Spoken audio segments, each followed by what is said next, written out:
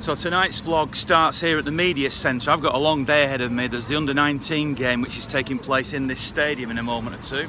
But there's also the main game, but in between times I'm on XS Manchester. But first of all, let's try and get a little bit of a preview of what might happen tonight from one of the Ukrainian journalists. There's bound to be one of them in here. Beating Napoli in the first game was very impressive, wasn't it? Yeah, even for Ukrainian fans it was a little bit of surprise, but what we saw, it was a very good teamwork and a perfect strategy for this game. So I believe we could quietly expect something same tonight. So that's a professional view from a journalist on the football side. What about the human side? Because of course Shakhtar Donetsk, although tonight it doesn't matter, don't play the home games anywhere near the home city because of the conflicts that happened out there. How is that possible, and what's the background? Let's ask somebody who knows. Shakhtar have a fantastic 50,000 seat stadium in Donbass, which they can't use at the minute, so they're playing in Kharkiv. In 2013, the Ukrainians started protesting against their president Viktor Yanukovych, who refused to sign an association agreement with the EU, and following this a conflict arose in eastern Ukraine with separatist and Russian forces invading the area around where Shakhtar play, and it's currently occupied and not controlled by Ukrainian authorities. So in the last few years Shakhtar have been playing in Lviv in the western Ukraine, but this season for the first time they've moved to Kharkiv, which is in the east, closer to Donetsk, and they're playing their home games there for security reasons because, like I say, at the minute Donetsk isn't controlled by Ukrainian authorities. Ukraine and Britain aren't in the same Schengen agreement, so whilst Ukrainians can travel around the EU, they can't actually travel to the United Kingdom. Right.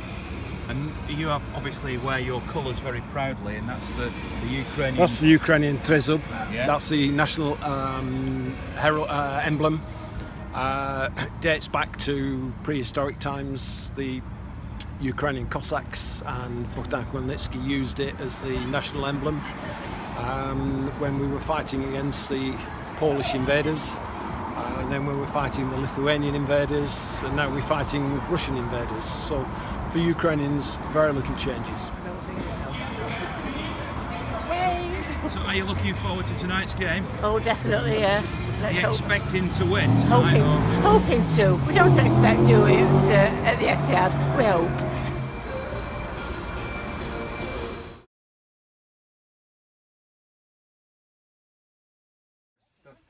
So that's the show tonight. What time is it now? It's 2 minutes to 7 o'clock. I've got to get to the ground. You think I'm going to make it, Dave? You're definitely going to make it. I don't think you're playing though. I've just seen the team, unfortunately. So. Who's going to win tonight? I think possibly City could win tonight, and let's hope we possibly. do. Not that confident then? No, definitely confident. I think there's absolutely no doubt they're going to win the game today. So you get yourself off. You go and make sure you get there to the game. Don't be queuing too much, and enjoy yourself. I'm going to run for the tram now. Here we go. Here we go. All the way around. I'll be covered in sweat when I get there. See you there. Not quite as fit as I once was.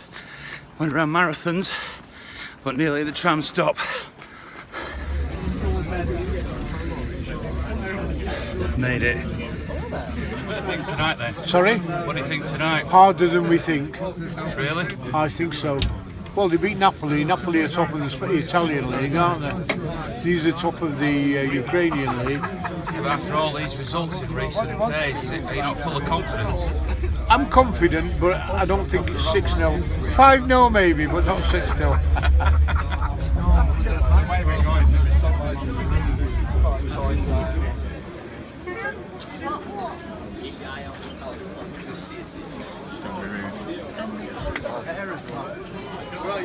Match day scarf tonight's game.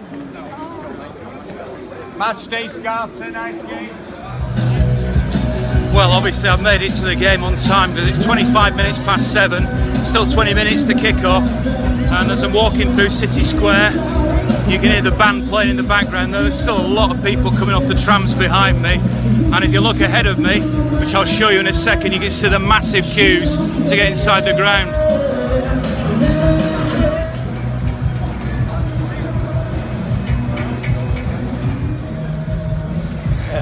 19 minutes to kick off. Are you confident you're going to get in time? Oh, just.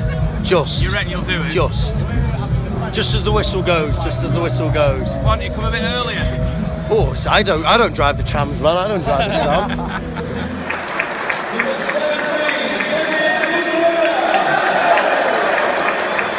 What do you make of the first half then? I think they've set up well, haven't they? They've read our script, but I mean, we just need to get on it. We've got enough attacking power on there. Fernandinho's been amazing. You know, he obviously knows how they work and play. So I think what we've got to really do is come out second half and just try and get at him. I do think there's. I think we need to hit him on the wings. Basically, we need to get him off the wings. You've got Sergio there waiting for the ball. At the back, we seem to be controlling them, but their counter's dangerous. That counter's dangerous.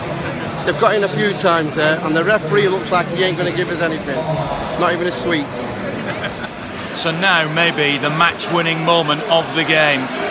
City a goal up, 19 minutes to go, penalty, Sergio Aguero to equal Eric Brook's record if he scores as all-time leading goal scorer for Manchester City. Here he comes, little shimmy. Yeah! Oh, goalkeeper saved it. Game's still on. Hard-fought game. I think the better team won in the end. We always knew it was going to be difficult. Ukrainian champions and everything, so. First half was harder going than it's been recently. Yeah. I just think they just had a really good defensive shape, I think. Shakhtar, they know what they're doing. The experience of the Champions League, so they've been here before. They know exactly how to play against English teams. And I think in the end we were just a bit too much for them in the end. Well, a bit disappointed really, but it's a win. Really? It's a win. I was, yeah. I did expect a bit more. Yeah, Sane played well. Aguero didn't play that well, but missed the penalty. Yeah, Sane played really well for the penalty. First half, I thought Fernandinho was brilliant. Yeah, because he saved 1-on-1. So yeah, really played really well. Sane seems to be the person who always comes up with something in these positions, doesn't he? Yeah. Even Walker played quite well today as well. Quite solid. Even Delph had a really good game. I thought it was a very hard-fought victory. We created enough chances to have won it. We got there in the end. Bit hairy at times. Their midfield was very good, but they didn't have a finishing touch to them.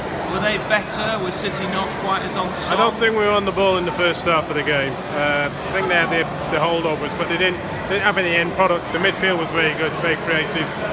But we got there in the end, like I say, in the second half we sharpened up. We had a lot more chances and we should have put them away. If we'd put our chances away, the game would have been over long before the end. But they kept in there and we just kept going. Who are the key players? For us, I thought De Bruyne was outstanding tonight. I thought he did really well. Fernandinho shut them off at critical times. And overall, we weren't too bad. We did okay in the end. We did okay. I was hoping for like a 5-0 win again, but it was just dead frustrating. You're expecting too much, aren't you? I am. What are you expecting at Chelsea now? 5-0 down there? I wish. I think I don't know, probably a draw or something. This is what you call trick riding on the concourse. That's very good, that. On the way out. Can you do a wheelie?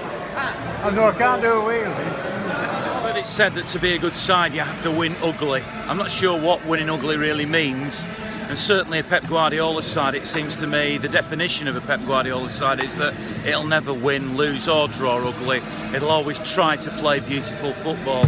But the first half against Shakhtar Donetsk I thought was a difficult first half because I thought they were really well organised without really posing a massive threat.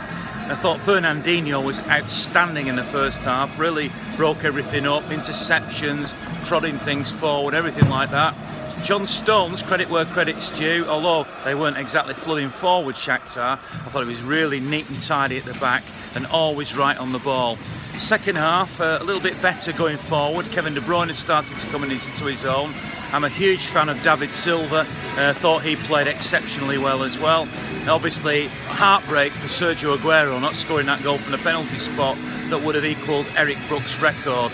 But a 2-0 victory, you've got to say, is excellent. A very good platform now for the rest of the Champions League group. Back-to-back games against Napoli now coming up. For me, well, it's certainly been a busy day, that's for sure. Only just made it for kick-off, but it was well worth getting here. And even the under-19 game, although I only saw half of it, was excellent as well. I recommend you go and watch one of those if you can. But the first team continue to be, albeit not quite as poetically sublime as they have been, but still very, very good. Next up is Chelsea.